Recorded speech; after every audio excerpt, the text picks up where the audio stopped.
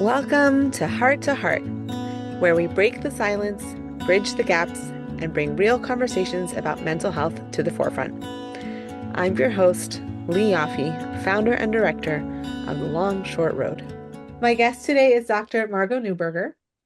Dr. Neuburger is a psychologist in private practice in Lakewood, New Jersey, who is also licensed in New Jersey, New York, and all SIPAC states. She specializes in treatments of adults and teens with specialties in anxiety, relationship struggles, and trauma histories. Dr. Newberg, welcome to the show. Thank you so much. Such a pleasure to be here. I'm really excited to talk to you. So let's start with my favorite question that I ask every guest. What is your why? Like, what drew you to the field of therapy in the first place, and what led you to the specific specialties that you now use? It's a great question. I love this work. I consider it an honor, a privilege, and a responsibility to have the opportunity to be a part of people's journeys of self-awareness and building better lives. So as you mentioned, I work with adults and some teens who struggle with anxiety, difficulty in relationships, and trauma histories, which can range from just, let's say, growing up with difficult parents or to significant abuse. I feel that every human has a need and deserves to feel that they have a safe space to express themselves, to feel that their emotions can be held and validated by another person, and that someone can bear witness to their experience. Therapy can be an extremely powerful experience of that, and for some, the first or even only time they've ever felt that. And in that safe space, there's room to do the very vulnerable work of exploring oneself and one's patterns and changing the ones that aren't really helping them lead the lives that they want to. And getting insight into and working through those things can lead to amazing change. I can share an example, and all the examples that I give you are totally de-identified, Right. of a young adult woman I worked with who had very abusive parents who not only put her down verbally throughout her childhood and adulthood, but also as a child hurt her physically. And then as an adult also expected her to be the Cinderella of their home. So cooking and cleaning and taking care of her younger siblings and abiding by their extremely rigid rules, like curfew as an adult, only dating the men that they wanted her to be. And throughout our work together, she was able to recognize the extent of the abuse that she'd gone through and the lack of her own voice and learn how to set healthier boundaries. So in her case, what that looked like was saying that she couldn't drive them to the airport at the crack of dawn after staying up all night packing them and then make Shabbos for her whole family who was still at home. And eventually this young woman learned to express her own needs also in the kind of men that she wanted to date, and eventually was able to find someone who was much healthier and marry him and step out of the boundary of her dynamic. And having the opportunity to be a part of that journey feels really amazing and what keeps me going. And so that's a bit of how I view my role. Wow, that's beautiful. And thanks for sharing that story. It's really powerful to recognize like the change that is possible and that can happen in the therapeutic relationship. I actually want to ask you about your licensing in all PSI-PACT states because Sure. the first time I ever heard that was when you and I had spoken and you told me what that was and I was like, wait, Mhm. share and explain because I think many people that I know that I work with are struggling to find the therapist that's right for them in the specific place that they live. And so I'm curious to, hear more about that. Yeah, it's a great question. So this is something specific for psychologists. I guess, I forgot exactly what it stands for, but something about the interdistinction practice of teletherapy. That basically a bunch of states got together and realized that practicing therapy is really the same, even in a different state. So if you practice in New York and in New Jersey, it's really the same therapy, especially if you're doing it virtually. And so they got together and said, well, if someone is licensed in a certain state, then they could have permission to practice therapy in other states. At this point, I think there's about 46 states who participate. So it's really, I don't know if this extends, it doesn't, I don't think, to, let's say, social workers, and I don't know about other mental health professionals, but for psychologists, if they are licensed in a certain state and fill out, the appropriate paperwork, et cetera, then they have the opportunity to see people in other states. And it really opens up vistas for people who are especially in smaller states, especially in a community like the Frum community, where a lot of people want to see someone who is also from, may or may not want to see someone from their own community. Right. They have the opportunity to see somebody who is also from and can understand them via telehealth, who is in another state. So you're not worried about running into them in the grocery store. Right. I love that. Yes. Yeah. Definitely that's definitely a sore point for people when I speak to them. It's like, well, if this therapist happens in my shul, I don't want to speak to them. Like, I'm I sure they're a great therapist. If they stand behind, they're davening behind me, not gonna work. Yeah, that's totally valid. I hear that. Yeah, Uh, I've seen people all across the United States. So that's really a nice thing about it. that is very cool. Wow. So one of the practices or one of the modalities that you practice is psychodynamic therapy. And I'm curious if you could tell us a little bit about what psychodynamic therapy is and what sets it apart from other therapeutic models. And if you have any stories you can share about the impact that you have seen or witnessed with the use of psychodynamic therapy that you could share. We love stories of hope on this show. That's a great way to phrase it. I definitely can. I guess the way I think about the what we call types of therapy or modalities of therapy is there's sort of two main schools of thought in therapy. One is called CBT, cognitive behavior therapy. And the premise of that therapy is it's very present focused and based on the concept that there's a connection between, if you think about a triangle and 3 points, your thoughts, your feelings, and your behaviors. Mm-hmm. And if you work on changing one, then the other ones will change. And then there's another school of thought, the psychodynamic and psychoanalytic theories, which are really more insight-based and deeper. And again, based on the premise that prior experiences, especially those in early childhood, affect your current symptoms and relationships. And these experiences cause us to sort of subconsciously create certain like structures and rules and understandings about the world that we then apply to our lives going forward. So, for example, if you think about it, everybody wants to be normal. What is normal? And where do you get like the sense of normal? Right. So the literature says that it's established somewhere between the ages of 4 and 7. Which is really early on in childhood, if you think about it. So whatever you grew up with in those ages, subconsciously is what you think is normal. Right. And so if you're not, it's not always bad, but like if you're not necessarily aware of working on something, so then you're going to be repeating those patterns from whatever you learned as a kid. Now, the good news is that it's not set in stone. So through self-awareness and hard work, it's possible to change those patterns. And the thing about those patterns is sometimes we're not even aware of them until something else in our life triggers them or someone points them out to us. So, you mentioned that you have young children, so this may or may not relate to you because I'm sure yours are always perfectly behaved. But, young children sometimes act out. And some mothers are able to just like always retain, or most of the time, retain their cool and not yell at them. And some are like, and why is it, if you think about it, like, why is it that some people could just like retain their cool? It's like your in-laws are there and they're like totally acting out. And you're just like, come on. And if you go back, you might find that the woman who has a hard time not yelling at her own children, either it could be that she herself grew up with a dysregulated parent who also yelled at her when she was acting out, and or that may have made her feel inadequate because she's just being a kid and she's getting yelled at because of it. And therefore, when she's being a mother, she's in this role of being a mother and her kids make her feel inadequate because they're not behaving. She gets all frustrated and her go-to reaction is yelling at them. And here we have this cycle. But with a lot of awareness, she can take a step back and say, like, okay, it's not all my parents' fault that this is how I raised, and I can still recognize, like, I can do it differently, and I know that they made me feel inadequate, but really, actually, I am an adequate mother, and my children are not acting out because I'm inadequate. It's because they didn't sleep so well the night before, they had a bad day in school, which has nothing to do with me, and I can calm myself down and say that, like, we're all going to be okay, even if they're acting really poorly right now. We're all going to be okay. Right. And the way to get to that point in a psychodynamically driven therapy is to talk about the challenges that people are having and then understand their roots, noting themes, making connections, and having a safe space for negative emotions like pain and sadness and shame to come out and be validated and given compassion to. And that can lead to enormous change. So in terms of a story of hope, I could definitely think of a lot of them. One being a woman that I worked with, like about 20 years old. She came in because she was forced to by her parents. At the time, she was having a very difficult time adjusting to her new work environment, having very unrealistic expectations of her boss, had a hard time making friends, did not have a good relationship with her parents, was struggling with mildly addictive behaviors, and very black and white in her thinking. So if something didn't work out, she just wanted to give up. That was it. And throughout our therapy, we explored her parents' histories, including having a father who didn't get married until he was 40 and lived in his parents' home, was the apple of their eye, and thus had incredibly unrealistic expectations of her mother. And was very explosive in his reactions to everything, like when his children touched his stuff or things like that. Parents did not have a good relationship. They lived in 2 separate rooms in the house. They didn't speak to each other. Shabbos meals were one parent at one table and one parent at the other table with the kids. So you can imagine, we explored together in our work how living in such an environment and so much profound dysfunction influenced the way that she experienced relationships. And I was her witness for the profound dysfunction that she went through. And because we had such a good relationship, so every time something in therapy didn't go perfectly, she would want to give up. And I would gently call her out on it and say, is it that you really want to end? Which is okay, because that happens.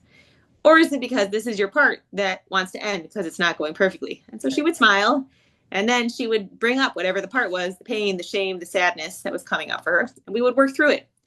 And through being able to work through roadblocks in the therapeutic relationship in a healthier way, she began be able to develop healthier relationships in her outside life, like learning to have realistic expectations in her work environment and how to assert her needs in a healthy way in friendships and choose healthier friends and work through their disagreements when things came up, and eventually learn to accept to some degree her parents, what they could, their strengths and their weaknesses, what they couldn't do, and to set herself up so that she wouldn't repeat their patterns. And her ultimate fear was that she would get married at 40, like, her father did. Mm-hmm. And after our work together, she got married at the ripe old age of 22. Mm-hmm. So that, to me, is a good example of how psychodynamic therapy can be hugely impactful on people's lives. That is, wow, definitely. And I just, for anyone who's listening right now, I just want to emphasize something that you have said 3 or 4 times already, Dr. Neuburger, which is, this is hard work. Yes. Like sitting in that space with the shame of being inadequate. Yes. You want to run out that door as fast as physically possible when that kind of stuff comes up. Oh, yes. And I try to normalize it for people also, because they come in and it's so hard. And they're like, why do I feel worse sometimes when I leave? Right. You hope people feel better, and a lot of times they do. But I joke with them, like, we're not talking about roses and ponies. Right. So, yeah, it's hard. But it's sort of like, I think of therapy sometimes like running a marathon. You have a goal, and each workout, sometimes you can be like, my muscles are killing. Like, why am I doing this? Yeah. But it's because you're working toward an ultimate goal, and it's going to feel amazing when you get there, and you will get there. So I think of therapy sometimes like marathon. Sometimes along the way, it's not always so easy, but you will get there, and it will be amazing.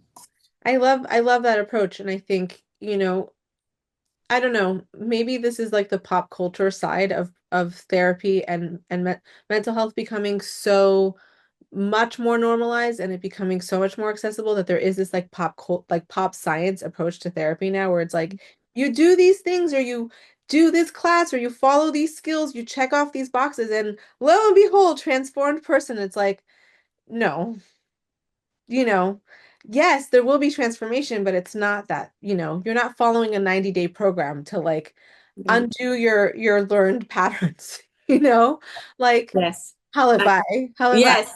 I often tell people I validate that wish. I wish I could hand them a magic pill that would just solve the problem, or wave my magic pen and it would just make it better. Same. I totally wish that for them. I really do. Same. I'm right there with you. I think I say that in every suicide prevention class I teach, that like, if I could have bottled the solution on day 2, I wouldn't have spent the last 9 years of my life like dedicated to this. But it's because I don't have a magic pill that I've dedicated my life to this, Yes. But yeah.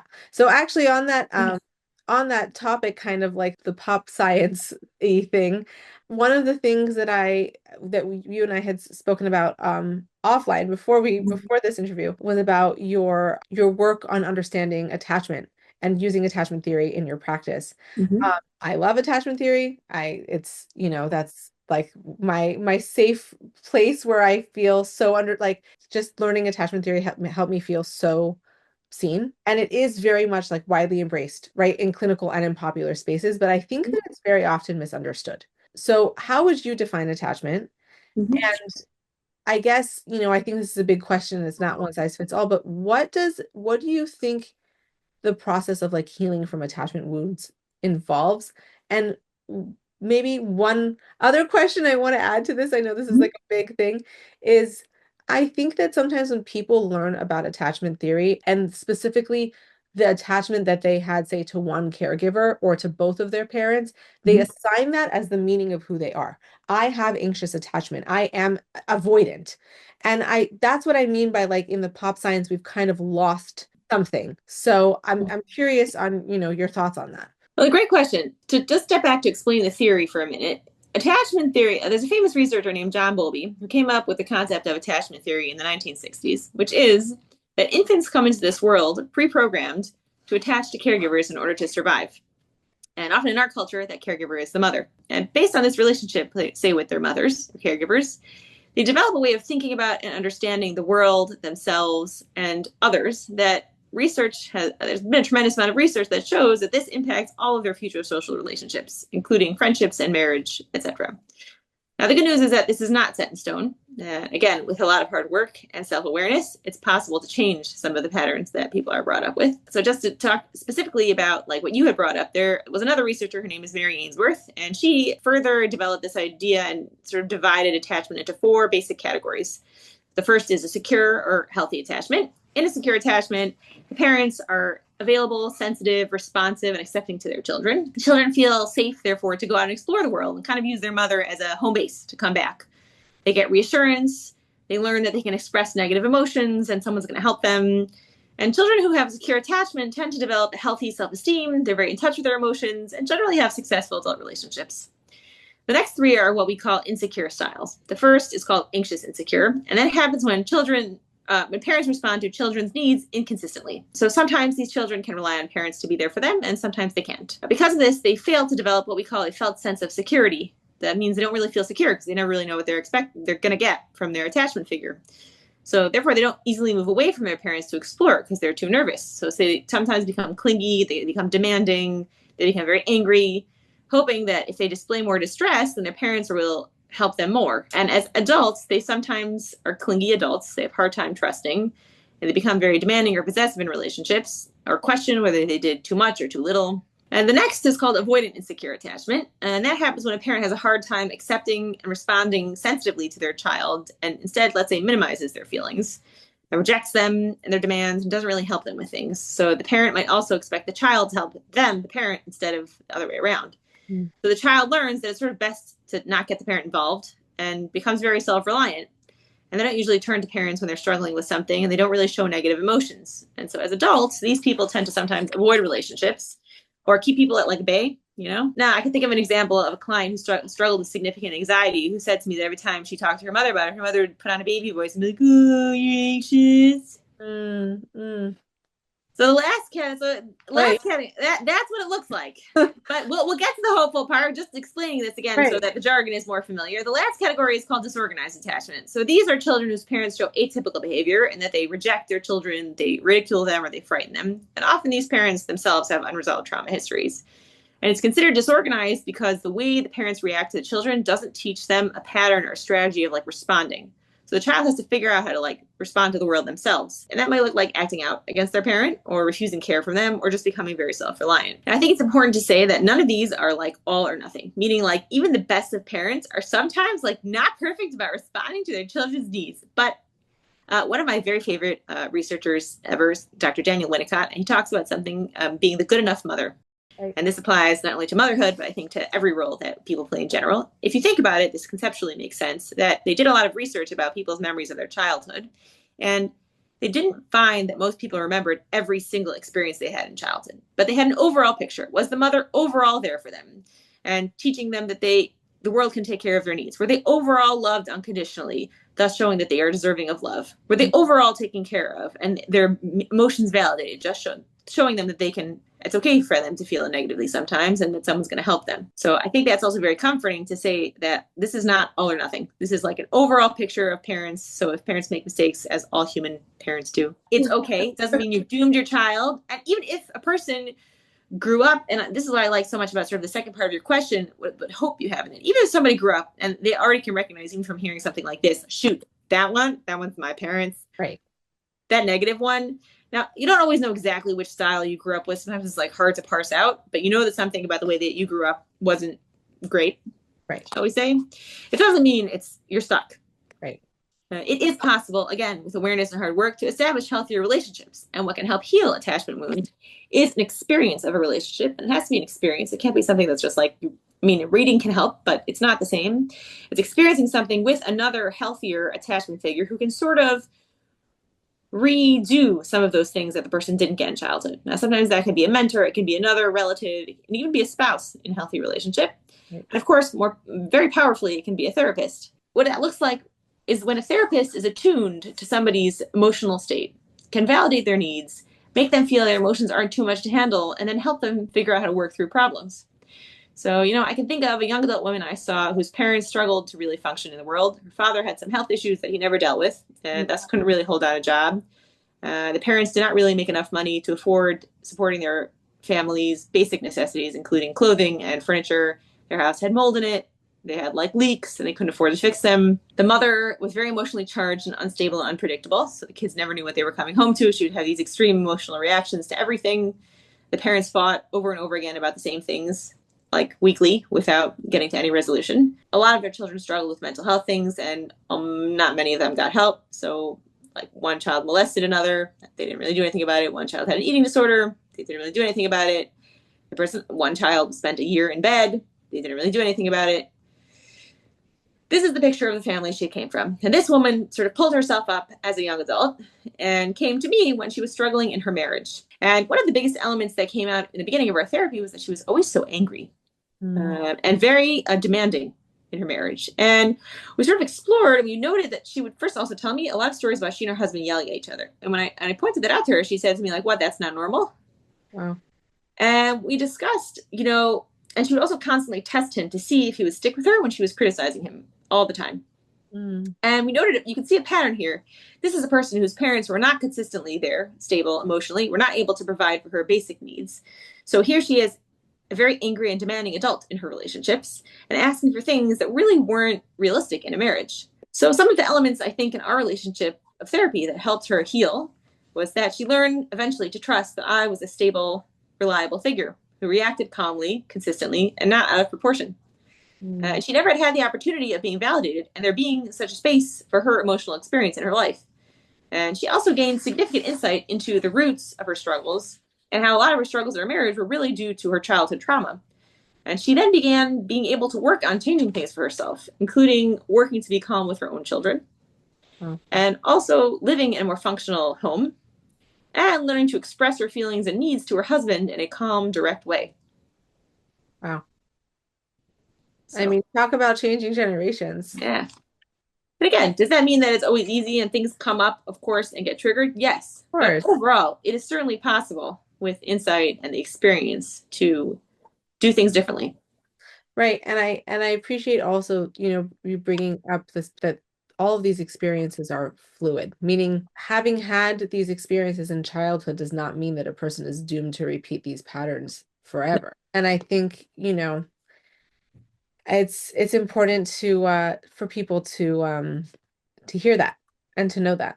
Actually this is something else I'm curious about is, within the therapeutic setting, how can therapists hold that space for their clients' attachment wounds without it becoming, like there are obviously like boundaries within that therapeutic relationship that you can't necessarily give in the full, right? In that full range. I mean, I guess maybe you can, but it's a different kind of relationship than like, say, another attachment figure, an adult, a different adult or a parent. So, how can you, I guess, give that over and give that safety while also maintaining those boundaries? Or like, that's a good question. Well, I think that the first thing to acknowledge is that it's not possible for another person, whether it be a therapist or other relative or spouse, to ever give someone what, let's say, a mother figure or attachment figure could. totally. So it's true. If you think about the analogy of a mother and a newborn baby, that mother is primarily like wholly dedicated to the newborn baby and their schedule. And if they are hungry, if they are thirsty, if they need a diaper change, if they need a nap, like that's like all the mother. I mean, even if the mother has other children and families, but there's always a big part of her brain that is like really focused on her newborn. There's not really ever going to be a kind of relationship where someone has that later on in life to the same degree. But it doesn't mean that it can't be. So you're right. I think that there's some loss also to be mourned there if a person didn't get it. And it's really valid. And then it's about learning that someone else could be there, maybe to not the same degree, but to some degree. And also that the person can learn to be there for themselves.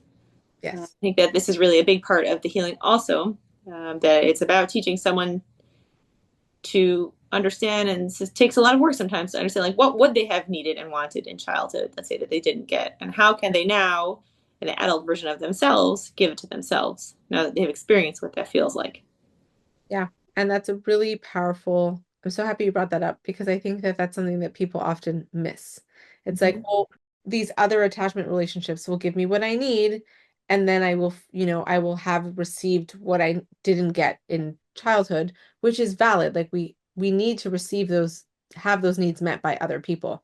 I do think a part of it also, though, is learning how to meet our own needs, Yes. having and taking that responsibility of meeting our own needs and being and liking ourselves in that process. You know what I mean? Like a lot of people don't relate to themselves in that way to even recognize like, oh, I could give myself what is needed here. Yeah, well, I think you're right. I think that's sort of a few different elements that come together, which is also very true, which is that, you know, yes, every human has these basic needs of feeling that they are, especially as a child, like or an infant, like sort of the center of someone's universe, and Right. that their needs are cared for and validated, and they're taught how to function in the world.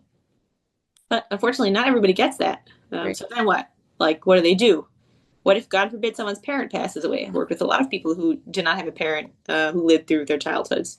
Right. So, for no bad reason, let's say that example, but like, what are they supposed to do about it? But it's about also learning to have that there could be some sort of like trusting figure, and that then they can also learn to, once they have the experience of feeling it, give it to themselves. And again, is it the exact same? No, but I think it certainly could be a healing experience. Yeah, definitely. Yeah. Definitely. I want to ask you a question about DBT because that is also something that you practice. Again, I like giving definitions because I think so many people know in theory what these things are, Mhm. but don't actually know what they are. So, from your perspective, and or in your words, can you explain what first and foremost what DBT therapy is? Sure. The DBT stands for Dialectical Behavior Therapy. It is an offshoot of CBT, sort of like what we discussed earlier, cognitive behavior therapy. And the D in DBT stands for a dialectic, which means balancing two opposite things. So in the case of DBT, that means acceptance of one situation and working on changing or growing in the ways that the situation is not working. Mm. And it's true, I primarily practice psychodynamic therapy, but I do integrate a lot of CBT and DBT. And in order to explain more what DBT is, it's more almost like a class. In fact, a lot of times it's given in a group format. Mm. It's a concrete like skills that are taught to teach people how to deal with intense emotions and interpersonal relationships. Mm. So the skills are broken down sort of into 4 sections, or what we call modules, and they follow a specific order. The first is mindfulness. That means becoming aware and non-judgmental or accepting of your current moment. And if you think about it, without being aware of your thoughts and then being able to observe them non-judgmentally, it's sort of hard to move on to the next step, which is what we call a distress tolerance, which is then learning how to manage those very painful and intense emotions without resorting to unhelpful or self-harm behaviors. Mm. And then after that, person moves on to what we call emotion regulation, which is identifying the deeper understanding what is that emotion that I'm feeling and where's it coming from and how do I change that? And then the final module is interpersonal effectiveness, which is learning effective communication skills, healthy assertiveness skills, and overall better relationships. I love that it's skills based, that there is an ability for individuals to learn like practical ways to take this work with them out of the therapy room. Yes. Yes. And it does, though, require, right, because the dialectic, right, the both and, Yeah. for people to learn how to hold both things at the same time.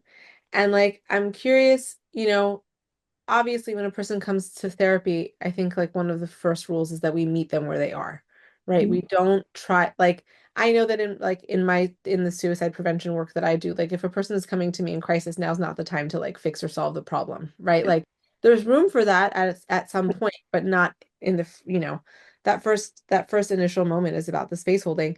But there is something about dialectical behavioral therapy where you are also kind of pushing the person out of their comfort zone, right? Because Mhm. it is so how do you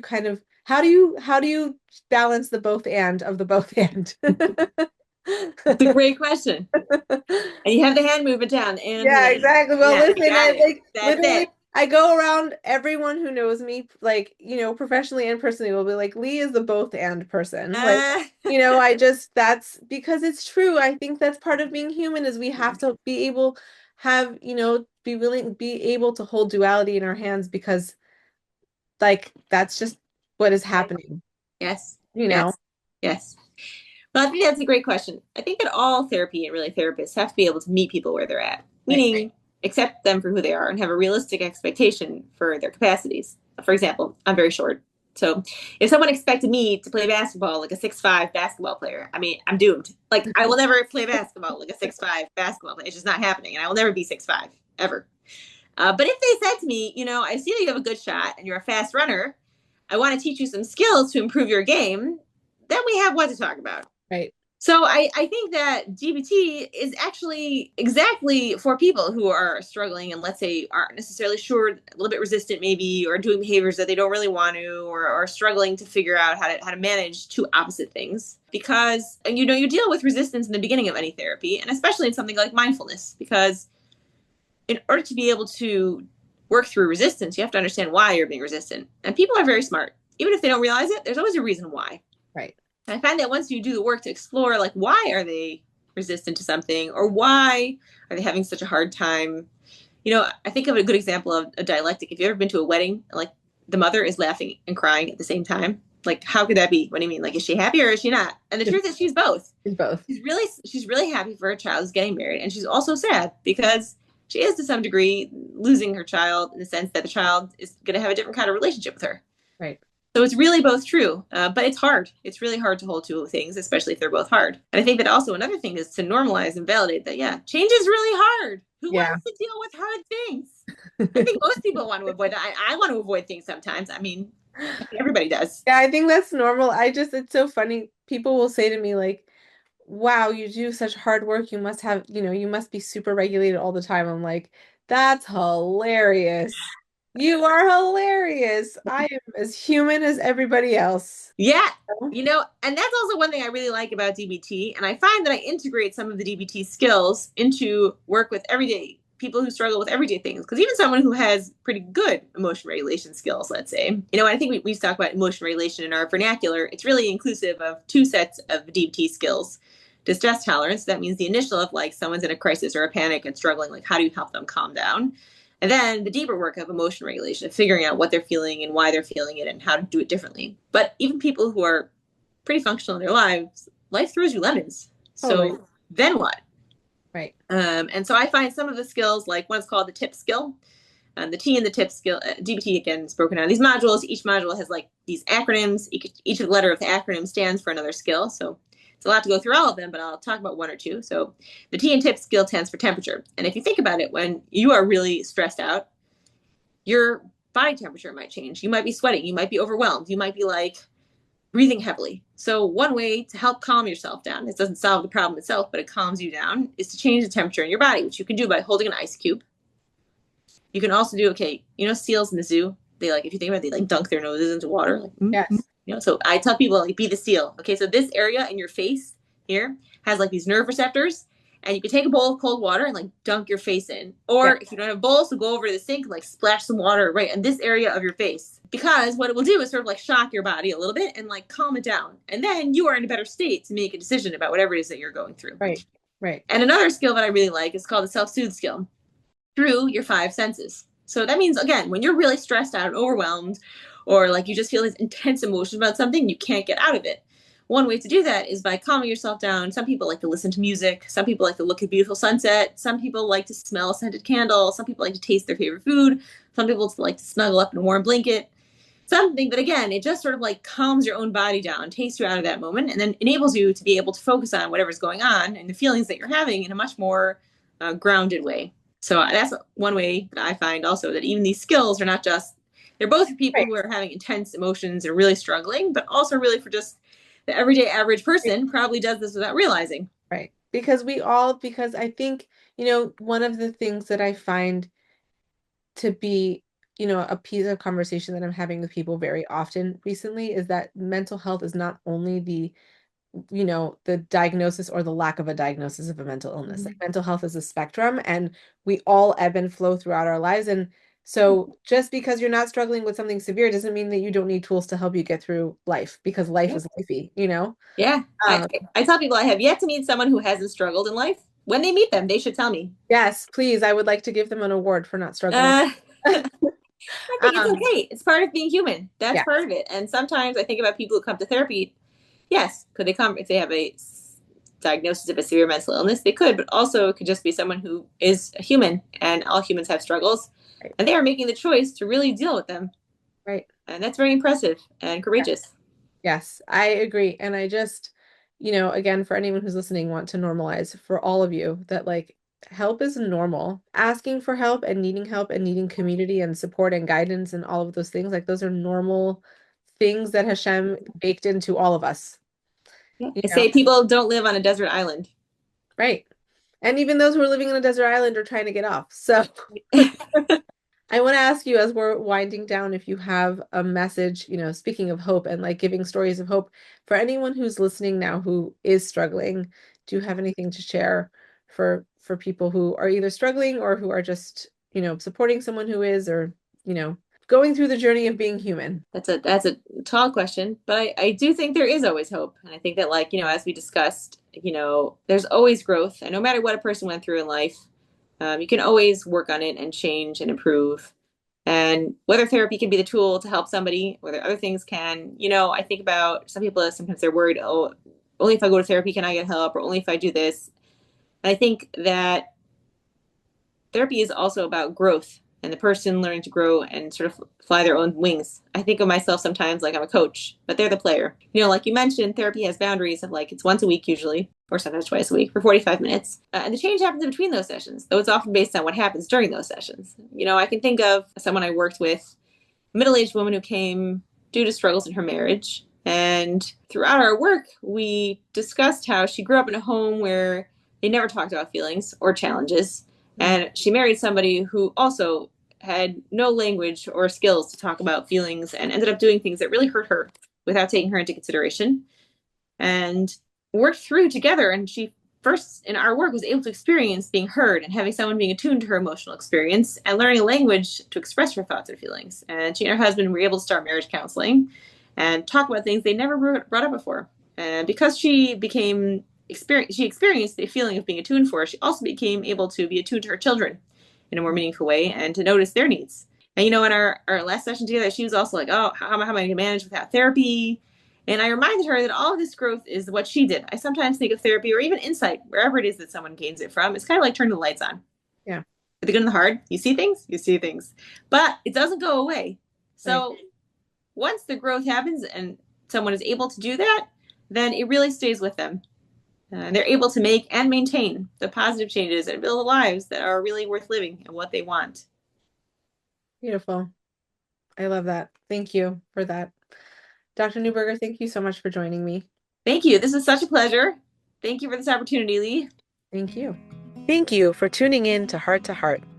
If you or someone you love is struggling, please know there is hope and help is within reach.